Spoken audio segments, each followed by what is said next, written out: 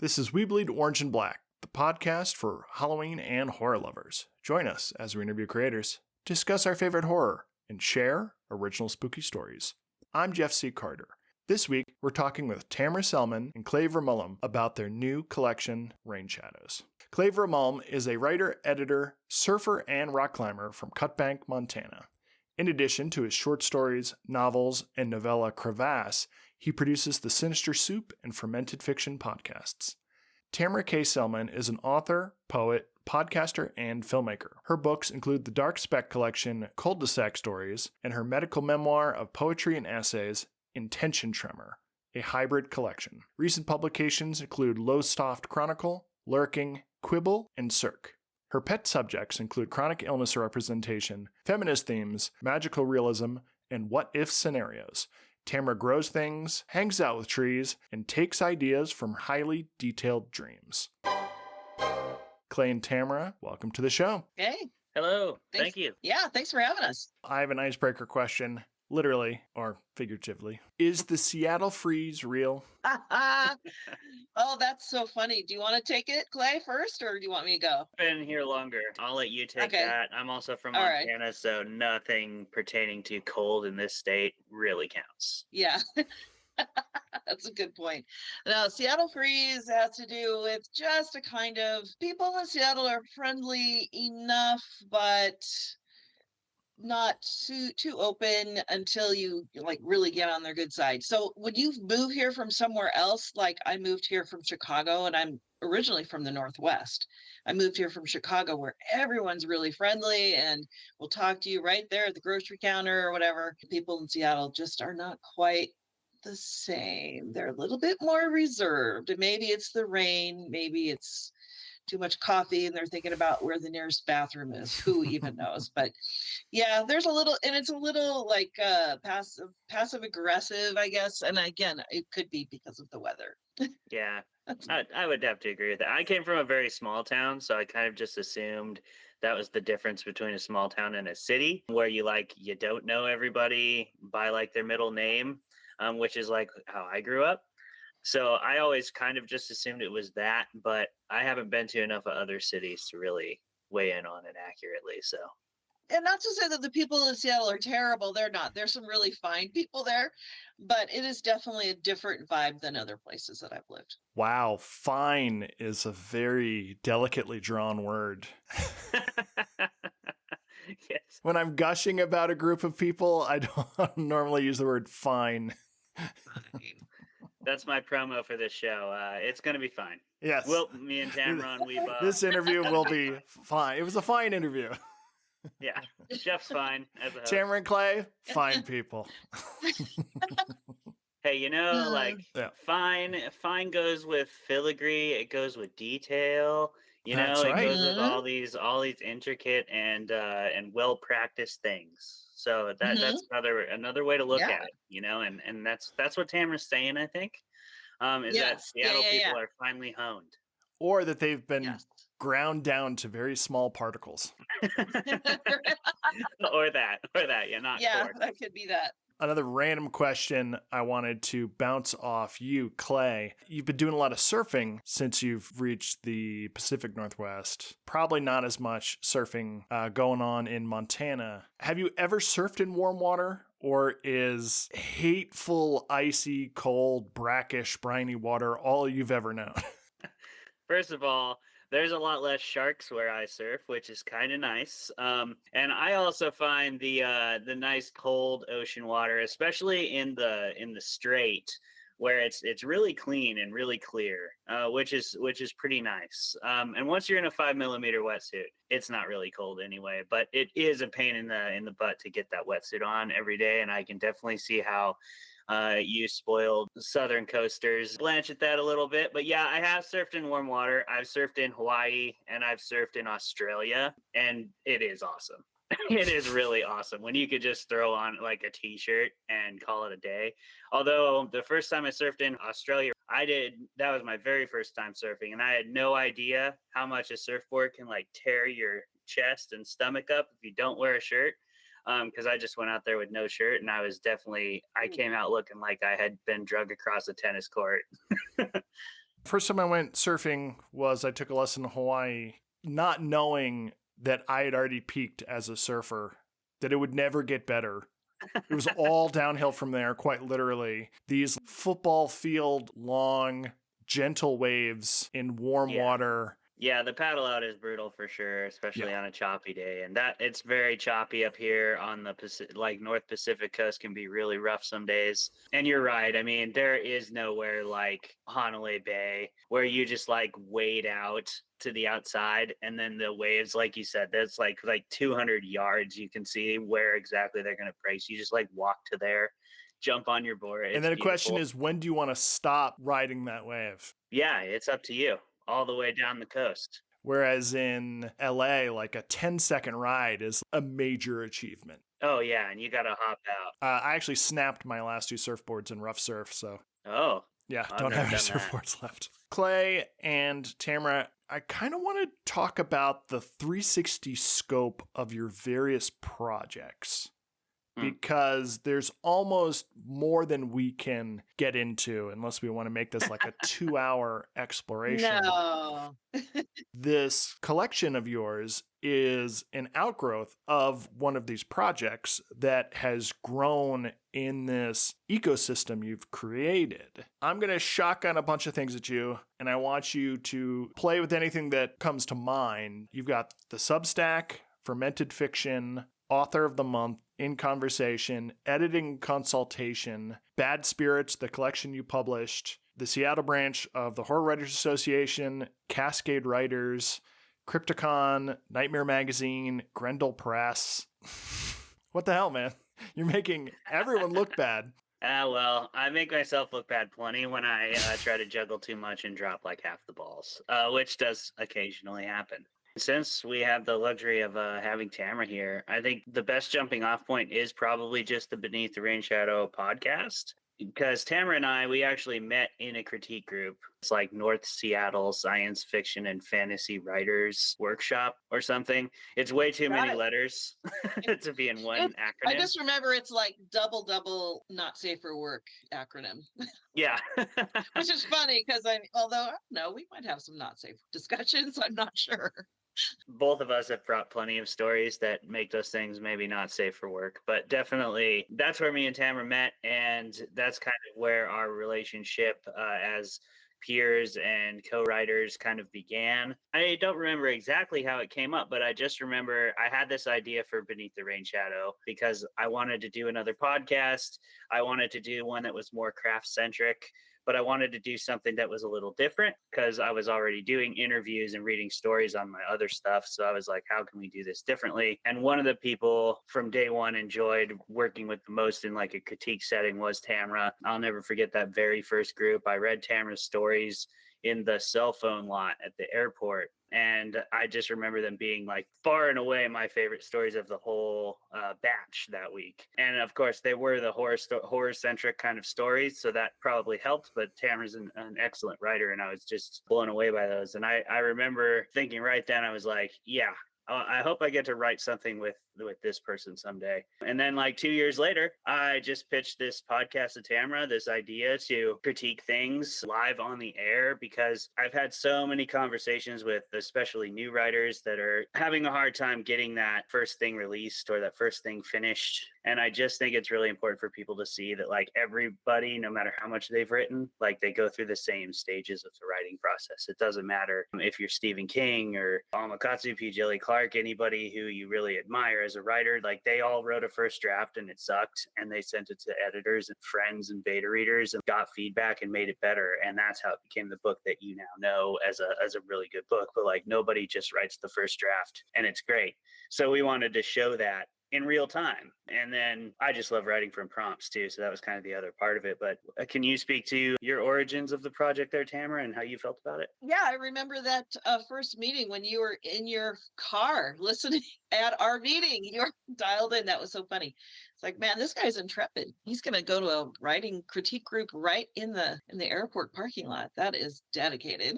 Yeah, so yeah, we met and we don't have similar writing styles, but we have similar goals and kind of leaning into the same, I just think we just have a lot in common in terms of how we see the worldview. So basically, I'm a retired, and I have to say retired because everyone will say, "Oh, can you look at my work?" But I'm a retired writing coach and editor, developmental editor. Now I'm just writing my own stuff and just kind of exploring things and having a great time. I've been a writer forever. I write all the things. I write fiction, I write essays and poetry. I'm working on some script kind of things for the screen and for the stage, maybe even journalism. I've been a medical writer, and I kind of lean when it comes to the creative stuff into the more speculative literary fields, which is where play resides as well. So generally my work's kind of on the edge. And so that makes sense that we get along and have a similar point of view about writing. And we both have the same, I think, work ethic, and maybe the same problem with doing too many things. But that's what it is. Like attracts like. So I do lean into magical realism and folk magic, and now I'm looking at a little bit of hope punk too. So basically, Clay approached me a day in December 2023 and said, "Hey, do you want to do this podcast?" And I was like, "Oh no, not another project," because I'm always taking on too many projects, but it just totally made sense to me. And I'm someone who also loves writing to prompts, and it makes me write more. And that means I get more writing that I can put out into the world. So I'm like, why not? And so I think it was just like 24 hours. I said, yes, let's do this. And then we started making plans, and then we just carved it out little by little and had all these episodes and figured it out and came up with these prompts and just spent a whole year writing all kinds of stuff we would never have written before. I'll guarantee you that. So here we are. And now we have this book that's the product of that. There's a second prompt, which is that all of these things are in the Pacific Northwest, and you draw your prompts from that environment or those things. Do you find that, much like a prompt creates a bit of ground to stand on, that creating something like that specificity also helps? Yeah, for sure. I mean, that's sort of why we designed the prompts the way we did. And for those who may not be aware, that every prompt for every story, so there's 6 stories from each of us in Rain Shadows, and every prompt or every story is based on a 3-part prompt. Those prompts being a Pacific Northwest location, a Pacific Northwest quirk, which is our word that we like better than like stereotype or something, and then a horror trope, and that's just general horror trope. So Harbinger of Doom, or the monster that won't die, or science gone awry, or something like that. And yeah, you're right, Jeff. I think that there's a lot of strong culture everywhere in the world, but we live here in the Pacific Northwest. Tamara's lived in various places in the state, as have I. And so when you can like imbue your stories with things that people know to be true, that are like from those areas, and especially when those are the people, we're mostly going to be encountering and selling books to at conventions and book events and stuff. So people love when you can bring some authentic locality to a story. I mean, it makes people really excited to check it out and to read your work and to get to know you better as an artist, just to see that you're like putting their home on the map. I think people love that. So it gives you that like flexibility with your reader, as well as a grounding element for your story, because I mean, everything in human history is like based upon geography to some degree. Like geopolitics is like extremely influential in how every culture forms. Like if you live in the desert, you're going to value different things. Different things will be rare and therefore more valuable. Other things will be abundant, etc. We can't surf in the desert, right? So no need for surfboards. They are useless unless you're going to like use them to fix a hole on your shed or something like that. So yeah, I think that's the element that those specific settings and stuff can really bring to a story that make them powerful. What do you think, Tamara? I would just add that, and this comes from my background as a writing coach. There's an author, Ann Tyler, who wrote Bird by Bird, which is a really classic kind of guide to creative writing. And she introduced the idea of a 1-inch picture frame. And if you can put a 1-inch picture frame around the story, that means you can shove away all the other distractions and focus on just what's inside that frame. And so that's what I think of the prompts as being, is this 1-inch picture frame. And I also feel like you throw these 3 disparate things together, it's like smashing atoms and creating something new. And you just don't know what it's going to be. And it can be really hard. I mean, my first story with Rain Shadows was the horror trope was found footage. Well, found footage is media. So how do you capture the concept of found footage in media in a two-dimensional, story. So that had to really make me work, but I actually really love that story. I think it's in one of the stories that you read. It's Nurse Log. We pitch each other these prompts to challenge each other. So Clay gave me something I would never have done before, and that's slasher as a trope. I would never have done a slasher. And so I got my revenge because I knew Clay didn't like zombie stories. And so I made him write a zombie story. But yeah, having those things and just to focus on it really makes all the difference and gives you, like you said, some kind of footing or foundation to hit the ground running and start writing. I was going to ask if there were any prompts that were total stumbling blocks, like, oh, I have an idea that serves 2 out of these 3 prompts, or I just have no thoughts or opinions on this third item. But it's almost more interesting to find out, how do you handle a prompt when it's something that's an entire genre or subject like slashers or zombies, where you're like, ugh, hate it. I would never choose to write this on my own. Well, one of the things I love to do as a writer in all of my creative stuff is to subvert expectations a little bit. Now, having a horror trope is not a bad thing. It tells the reader what to expect, right? So that's fine. But I like to tweak it a little bit and maybe make it a little bit unexpected in the way it's carried through in the story. So I have a slasher story that involves all kinds of blades, and the person you think is going to be the actual victim is maybe not so much. And the reason why the main character is a slasher is not what you would expect. So I try to play around with expectations because I'm just always trying to find, I personally, as a reader, like stories that have really fresh angles, trying to do something different and weird and take me in a place that I did not expect or see myself going. I love that. To me, that's a gift. I don't want to read the same thing over and over and over again. I don't want to look at a zombie story and see a thing come in walking at me with the brains. I mean, I want to see something different. So that's what I try to do as a writer. So I mean, that's how I approach it. And I have always felt like if you're a writer or an artist at all and you're given a prompt, you should be able to find a way to do it in your own way. So there's no excuse. So I don't give myself any excuses. That doesn't mean I don't struggle, but I certainly did. Clay, zombies, go. Yeah. I love those stories that they take the thing that is often the centralizing element of a type of story or a certain genre or trope, and sort of expand out from there. And instead of centralizing it around the thing that we're used to, centralize it around the ancillary elements of that and how those affect the whole world, because it does. Every important character event just ripples out into the world, and that's what makes them worth being in a story in the first place. It was interesting how the stories developed. We had these 3-part prompts. Some of the stories in Rain Shadows are centered around one element of the prompt or the others, and a couple of the others just sort of go in there obligatorily. In my zombie story, for example, I had Subaru Outback was my quirk, but I barely used it. Like, my main character had a Subaru Outback, and that was it, full stop. But the story was very much more about, the location. It was very much about the location and how to like weave a weird zombie narrative that, again, subverted expectations. We're both fans of that, into this location.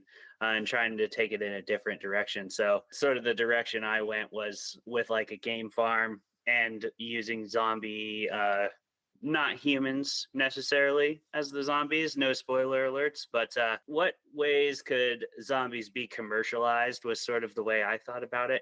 Like, how could a zombies be useful, and when would people intentionally create zombies? Because people as a species are certainly not above things like that. We would 100% do that if we could, and use it for our benefit. So that was kind of the direction I went with zombies, was like, what if zombies were commercialized? And you'll see it when you read my story, Tiger in Rain Shadows. Clay had mentioned authenticity before. And speaking of authenticity, Tamara, can you tell us a bit about Intention Tremor? Yeah, that's the first book I published that was just all mine. I've been in a lot of anthologies, but that was just my name on the cover. And it is a collection of poetry and nonfiction, which is why it's called a hybrid collection. That is the 5 years following my multiple sclerosis diagnosis back in 2013. And I, as many creative people do, explored what that meant for me having this new chronic illness diagnosis by writing, writing poems, writing things, just trying to sort out who am I as a person now that I have this diagnosis. Well, I'm still the same person, but there's a lot of things along the way that changed, including the way that I live my life even and choices that I make. So that book was really, it started out as maybe more therapeutic, and then I realized that there wasn't anything else quite like that out there for other people. There were lots of how-to books, and scientific books and all that, but I didn't really see a lot of personal writing, a few memoirs, which were great, and a couple of novels in which the main character had multiple sclerosis. And so I thought, well, why not throw my hat in the ring and put out my own experience? I've always been a writer since I was really young. I started writing when I was 4, and I knew back then I'd be writing to make the world a better place in some way. And here's my opportunity, right, to write this book and share it out in the world. And so that's what I did. And I didn't take any proceeds from it, actually. I gave them all away to a small nonprofit that's helping doctors fund research studies and so forth. So it was a cool experience. And that was my entree, as it was, into publishing. It came out during the pandemic, which made it a little tough, but, a lot of things I learned from that experience. I think that's a good segue into the stories we're going to discuss in Rain Shadows. These stories felt incredibly lived in. Like, that was my first impression was, wow, it feels like Tamara was all of these characters, because the details you pull out and the way you ground things in medical procedures, reactions to certain medicines and procedures, just the day-to-day practicalities of certain conditions, it really felt incredibly lived in, which was dangerous because I was like, uh-oh, things are starting to get creepy, and it feels way too real and very, very sinister. Can you tell us a bit about your story, Ghosting? Oh, yeah. That's one of my favorite stories. Oh, I love that story. For about 10 years, for real, I was a sleep technologist. I actually got diagnosed with MS about the time I got my medical certifications and credentials to do that. So it's kind of an interesting intersection of two things that involve the brain, let's just say. So it was really fascinating, actually. So yeah, Ghosting features a woman who is a sleep technologist who recently loses her father to a specific kind of cancer. The prompts for that story were the Tri-Cities, which is interesting because I was born there and my dad worked at the nuclear reservation there. So that comes up in the story. And then body ornamentation is a big part of that. And so the character that I drew in that story is covered in tattoos. And that is based on a real life encounter I had with a particular patient, including some of the dialogue. Yeah, it was obviously so memorable that I wanted to honor that human being in some way, because they were absolutely a fascinating person to work with, and I just still think about them all the time. And then the third one was, the trope was haunted house, and this is one where, and you had mentioned, how do you deal with prompts that sometimes in this collection we have the prompt and we kind of touch on it, but like you said with Clay with the Subaru Outback, it's in there and you make it work. But we don't always like go in whole hog on it. So in my case, it is a haunted house story, but not in the classic Gothic sense where there are spooky things and paranormal investigators and a big well in the attic with ghosts coming out from a hellhole, or things like that. It's a very different kind of ghosting. And so yeah, that's kind of where those prompts ended up taking me. And those are all, if you think about it, are all very personal. I mean, I think it's really important to write from your own experience however you can, and try to be as artful as you can and authentic. So I agree with you that I think it's really important to have stories that are like they're owned by the writer, that this was you're coming into their house and they're telling you stories. I am so relieved that you were actually a sleep technician, because I was thinking, if she can write with this level of detail and confidence about a job she didn't have, I'm going to give up and quit writing, because if you had created that from whole cloth, I would have been like, I'm out. Can't do it. Can't compete with that. I have to say also in the story there's a dream, and I have a really active dream life, and so I had to make sure and add a little bit of that in there too. That idea of, is this real or is this still a dream kind of vibe. I like when you nudged it with the mention of lucid dreaming. Yeah. Different parts of her brain that were kind of lighting up, like, oh yeah, I got to check the mail when I wake up, but have I woken up yet? Yeah, it was really unsettling. Lucid dreaming is really weird. I've been a lucid dreamer since I was a little kid. I don't know how to tell anybody how to do it. It's just something I can do. So it's fun to be able to incorporate those kinds of things into stories because they're just weird enough to make it interesting. Next in the table of contents was nurse log. So can you give us a log line for that? So to speak. You're so funny. From the log lady. I'm a big fan of Twin Peaks, so just saying.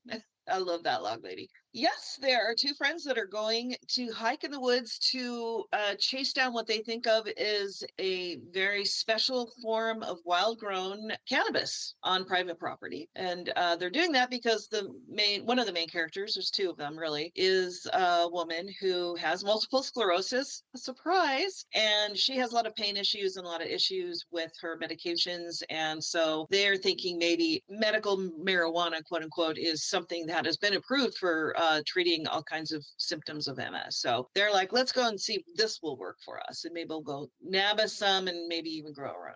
Who knows? And so they go into the woods, and it's your classic lost in the woods story. What's going to happen? I'm a hiker, so I do lots of hiking, and I have been lost in the woods. Please know in the stories I've been lost in woods after dark without a flashlight or anything. It is not good. So I think that probably helps shape that story a little bit. That was the one where I had to incorporate found footage, and so I had to throw in this other technology element that you wouldn't normally expect in that kind of a story. And I don't want to spoil anything, but there are other things that grow in the woods that are natural to the woods and maybe even supernatural. Hilarity does not ensue.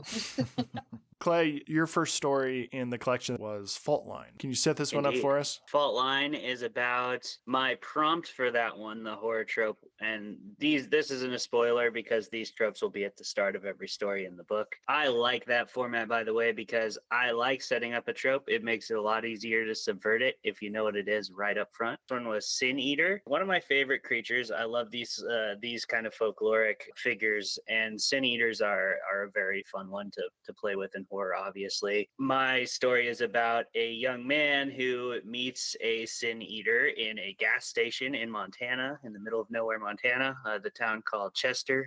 Shout out to Chester. He is immediately intrigued by her. She's a lot different than anybody else who lives in Chester, Montana. So he ends up getting to know her, we'll say, and traveling across the country over to Washington State with her, and they get married. And then it's kind of like the life of somebody who would be in a relationship with an entity like that feasts upon the sins of others. And in the interest of subverting expectations, I wanted to take a different angle with the Sin Eater, and I tried to go honestly with something more positive, really, somewhat similar to, I don't know if you've read Incarnate by Richard Thomas, but he set his Sin Eater up in that story, at least the first Sin Eater, as sort of an absolver of sins, more than like it's feeding on people like a vampire. It was more like helping people relieve themselves of these sins and such, sort of a form of penance in a way, and redemption. So I kind of wanted to play with that, but also play with this idea of like, yes, so that's like what she's doing, but how would that affect those around her? How would it affect those that are in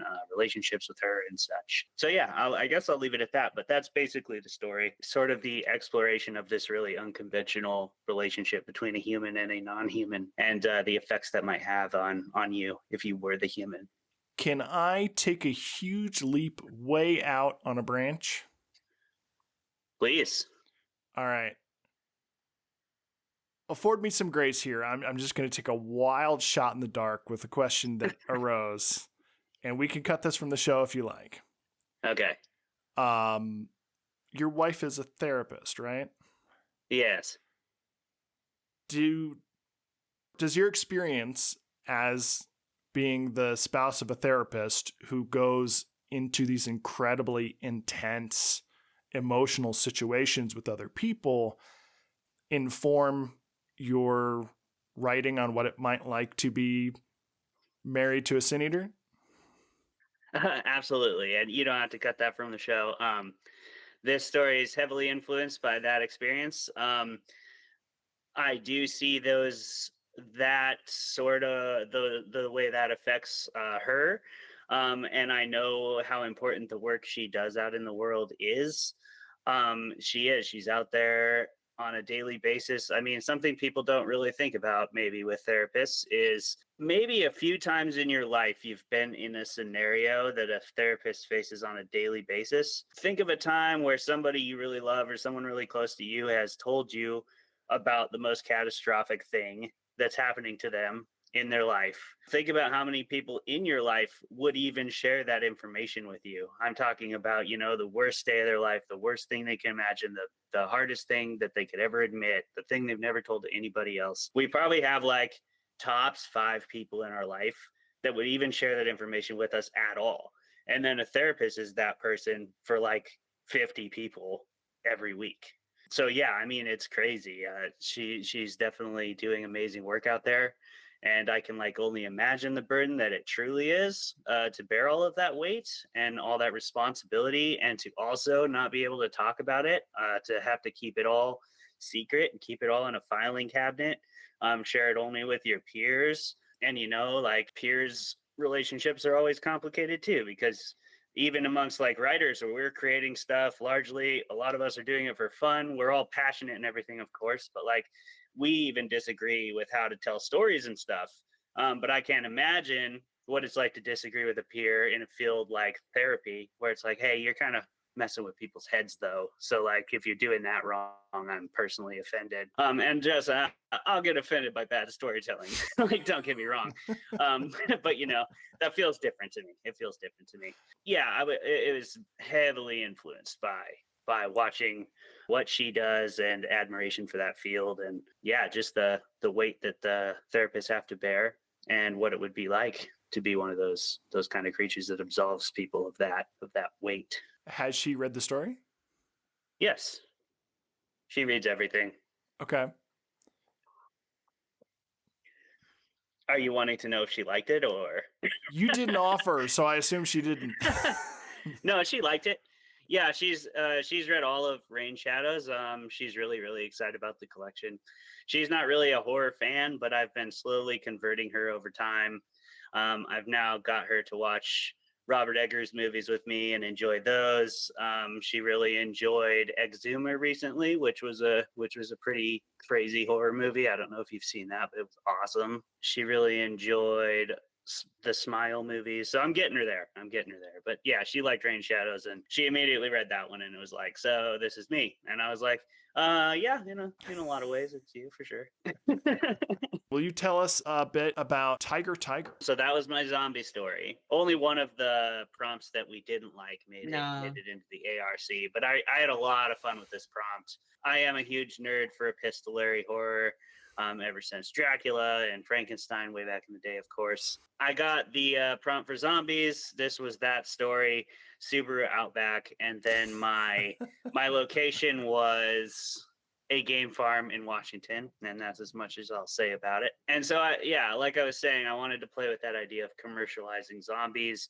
So my main character in this story is a blogger and a sort of a social justice warrior, but for animals. And she is dedicated to unearthing the nasty truths of like this game farm from her hometown. It's had lots of lawsuits leveled against it and stuff, but it's always gotten away with it. It's owned by a super rich like billionaire guy. So she kind of wants to go in and infiltrate it and see if she can uncover what's really going on there. And all the while, I also kind of wanted to play with that idea of like people put a lot of shit out on the internet, and I don't think people really think about a lot of the time, like how quickly that could spiral out of control for you if ever enough people cared to make it do so. We've probably all at this point put out something that it's like, ooh, I wish that didn't exist. Through edits, I got a lot of feedback on that, like, oh, are you sure she would have this blog? And I was like, yes,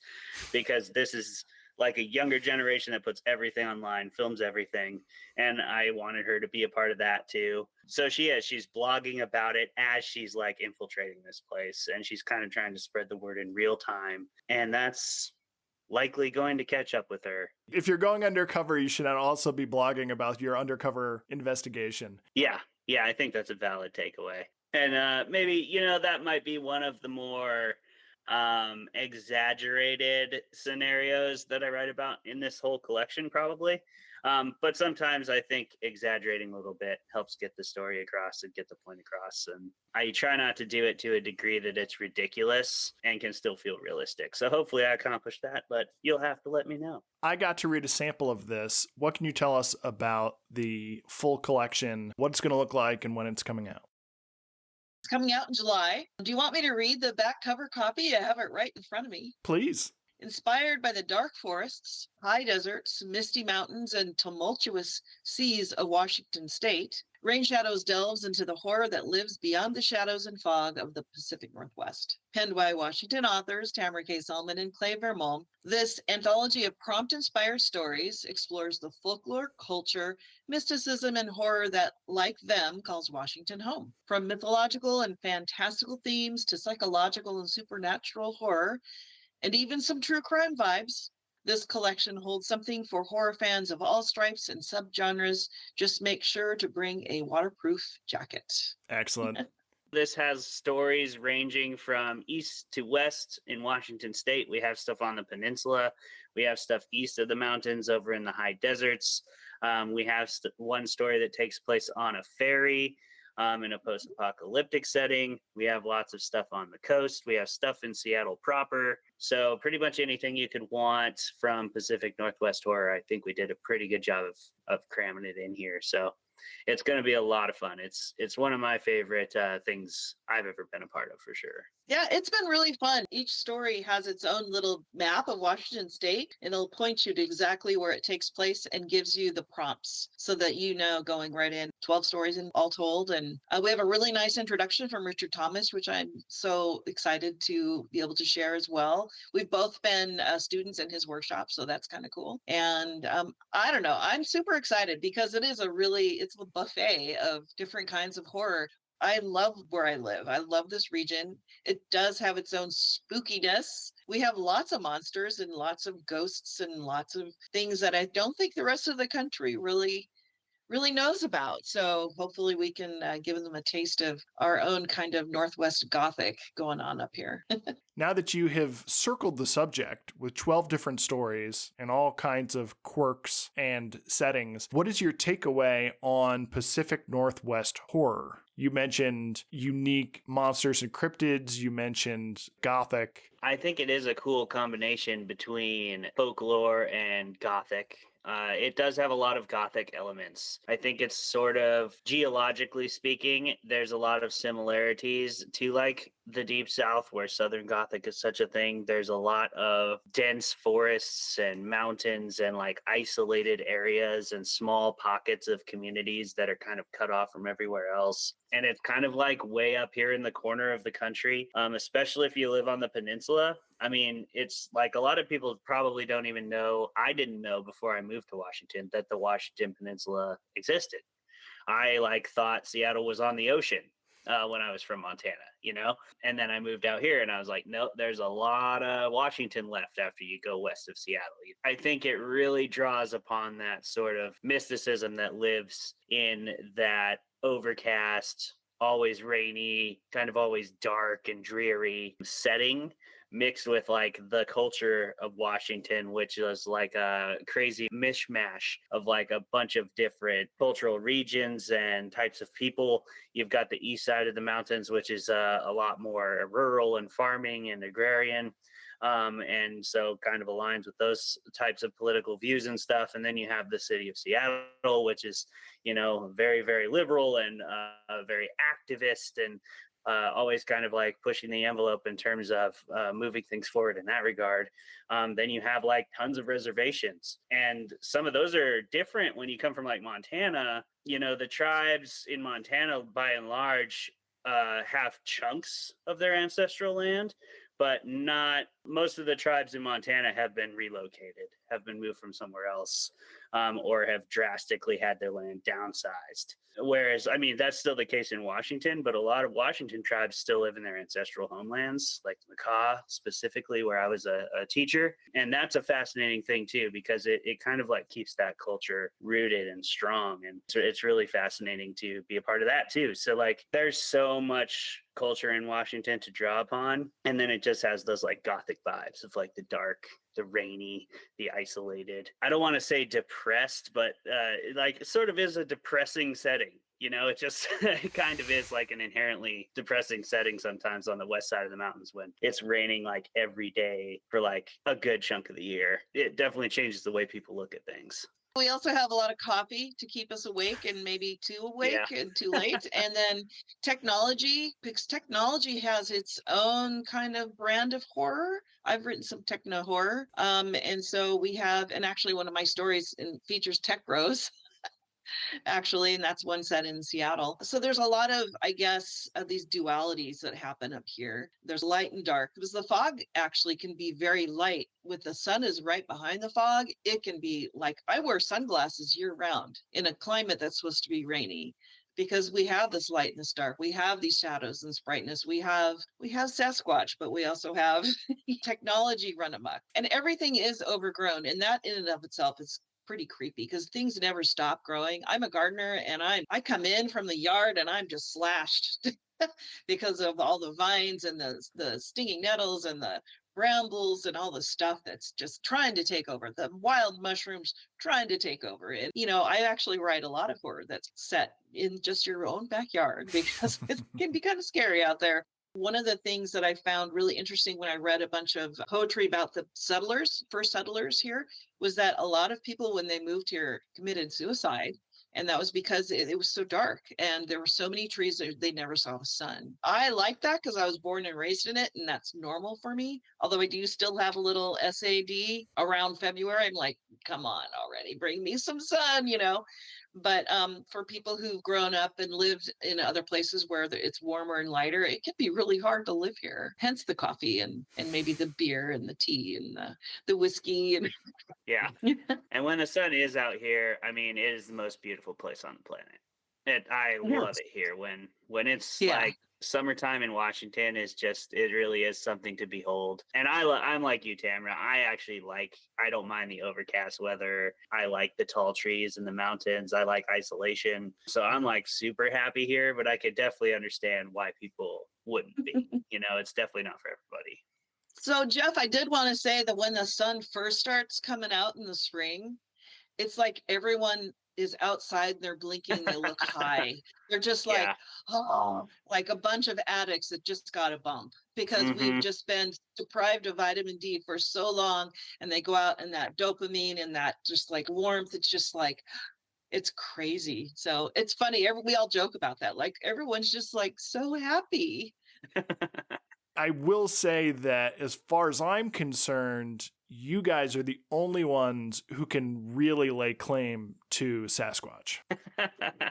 Yeah, we'll take it. I'm out here in New Mexico and they're claiming Sasquatch. And I'm like, are you high? What are you talking about? Pretty much anywhere I've gone in the United States that has more than 2 sticks to rub together is selling Bigfoot merch in their souvenir section. And I'm like, no. That's the Pacific Northwest. Get your own cryptids. Yeah. That's right. I mean, they've got like chupacabras and skinwalkers and things down there, right? I mean, very come much on. so. You got your own things. You can keep those. You can just keep those. Yeah, I don't think La Llorona is going up to the Pacific Northwest, but she might. She loves it wet. Got lots of rivers up Yeah, here. we have rivers. Yeah.